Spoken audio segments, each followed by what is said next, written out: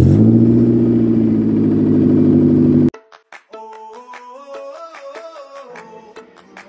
umaga mga boss, VG Works, motovlog na naman.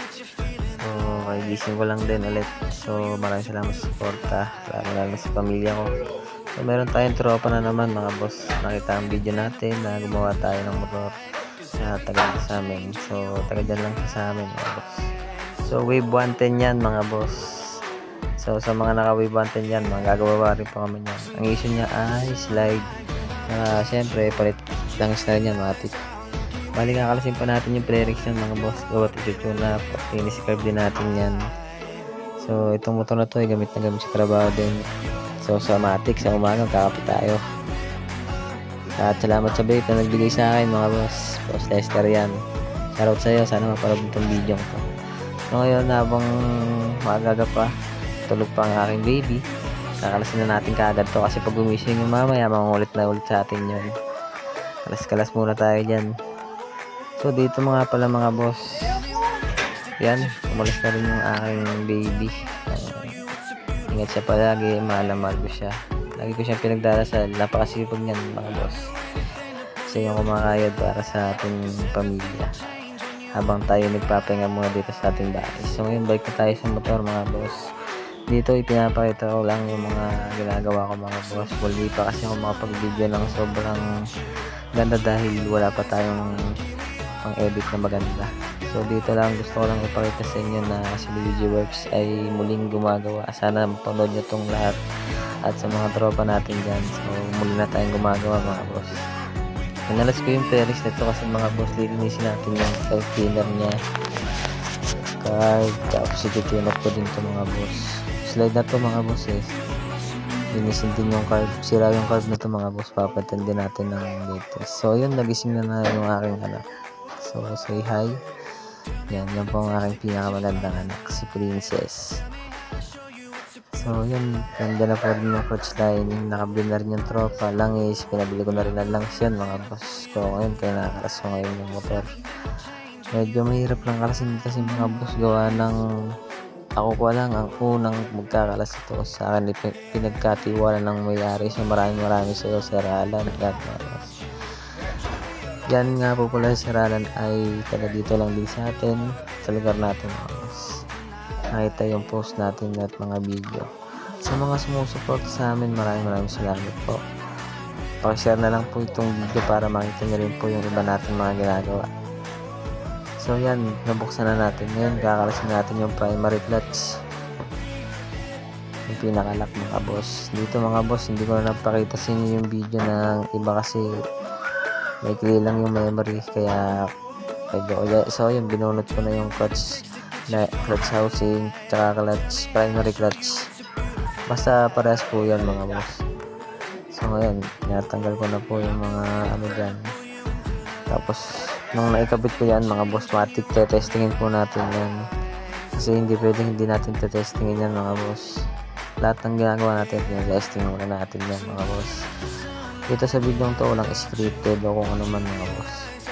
Lahat po ng ginagawa natin dito ay legit na totoo. So testing ko rin yan mga boss. Kung slide pa mga boss, pumunta muna ako sa Tagaytay dyan at mga ilang minuto mga boss kung gaano kablis na ulit yung motor mga boss, makikita nyo naman yan. So sa mga naghahawak ng cellphone kung maraming sa iyo idol. So yun nakarating na ako, galing na akong Tagaytay yan mga boss.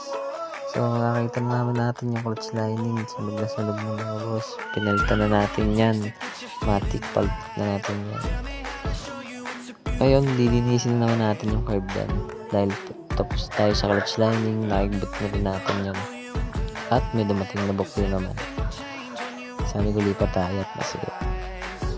So yun, nabuksan natin yung container. Nakita naman natin kung gaano kadami. Hindi na natin ginabit muna yun dahil madumi na talaga yun at hindi pa nakabili si boss. Pinabibili ko natin. So ngayon dyan, ipapakita ko sa inyo na yan po ang gawa dito mga. So ngayon babasin muna natin yung carburetor para yung labas ng carburetor para sunod naman yun yung loob. Wala pa yung ating compressor dyan mga boss kasi gawa ng inaantay din natin. So nito lang kasi tayo nagsimula dyan magawa mga boss. Pero naglilinis din tayo niyan ng carb mga boss. Matic, lilinisin natin din yung labas. So ngayon napagod na ako. Ngayon yung kapatid ko naman yung pinagawa natin dyan. Yan yung kapatid ko mga boss. Yun yung repair kit mga boss. May tayong repair kit ng stock ng carb ng 110. At ipinalit na rin natin sa loob. So ngayon nalinis ko na rin. Naikabit ko na yung mga ano dyan. So pinipinish na lang yan ang utol ko. So ngayon ikakabit na natin ngayon yung play rigs naman dyan para hindi na tayo mahirapan at makuha na ng ating tropa yung motor niya. Madali lang naman magawa mga boss basta service niya talaga. So yan, ikabit na natin yung play rigs mga boss. Konting popok lang para mapat. Huwag masyadong malakas. So dito kinakabitan natin yung play rigs mga boss. Kailangan pulido ang pagkakagawa natin dyan kaya nag-iingat din ako dyan. Para mabait tayo dyan mga boss. Para sa atin pa rin magpagawa mga to. So yan, Honda talaga yan mga boss.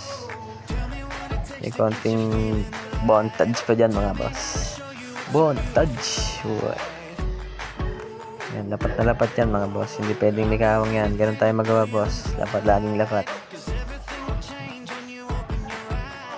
Pagkatapos yan mga boss, susubukan naman natin yan mga boss.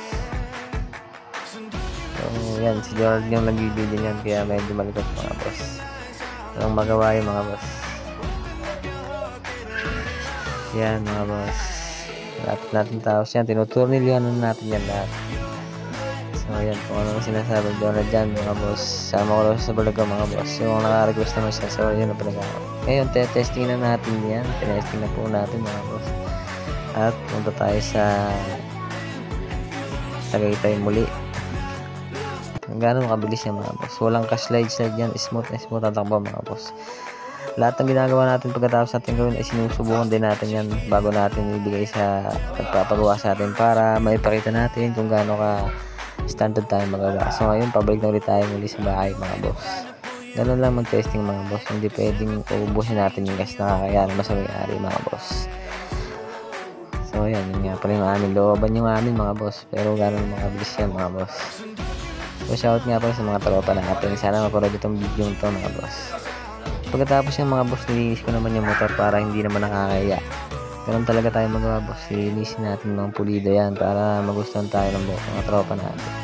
Matik yan mga boss. Linisin natin yan upang hindi tayo sabihan ako ng ano. Sa mga nakakakilala ko sa akin, shoutout po sa inyo. At sa mga naniniwala, shoutout po sa inyo. Linis ko po yan mga boss. Medyo madumi na rin kasi yung motor mga boss. Para na solid pa rin yung pagkakagawa natin. Hindi ko lang mga langis-langis mga boss.